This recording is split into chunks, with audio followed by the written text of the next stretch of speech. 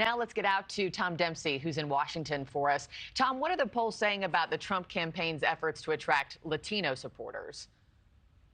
Hey, good morning, Markie. Good morning from the White House. This morning, recent polling from the New York Times and Siena College found that a third of Latino and Hispanic voters still describe themselves as undecided or persuadable. So with this town hall with Univision, former President Donald Trump got the chance to speak to some of those voters directly, and he used the occasion to speak about a number of issues, including how he'll crack down on illegal immigration if elected. Take a listen. So we want workers, and we want them to come in, but they have to come in legally. They have to love our country. They have to love you, love our people. The problem with this administration is they've totally lost control. It's the worst president and the worst vice president that we've ever had in this country. What they have done to our country in terms of hurting it.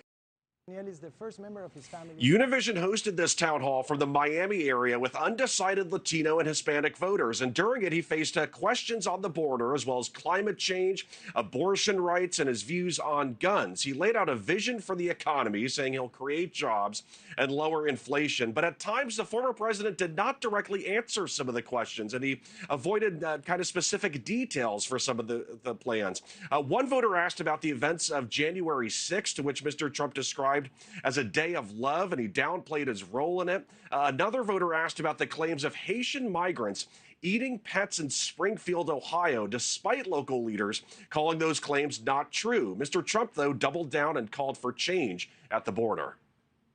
I think you can't just destroy our country. It's maybe some people disagree with me, but you can't put in a very short period of time 32,000 people into a 50,000 people town and expect things to go well. It's a disaster. It's a total disaster. Now, up next for the former president will be a historically Catholic fundraiser event in New York City later tonight. We will note that Vice President Kamala Harris declined an invitation to attend this event. She's the first Democratic presidential nominee to do so for this fundraiser event since 1984 with Walter Mondale. Markie. All right, Tom, and how is President Trump doing with Hispanic and Latino voters? Well, here's the thing. It's clearly going to be a very key group of voters to narrow in on and get the support of. But right now, there are some concerning trends to look at with these numbers. We want to show our viewers some of the polling that was recently reported here.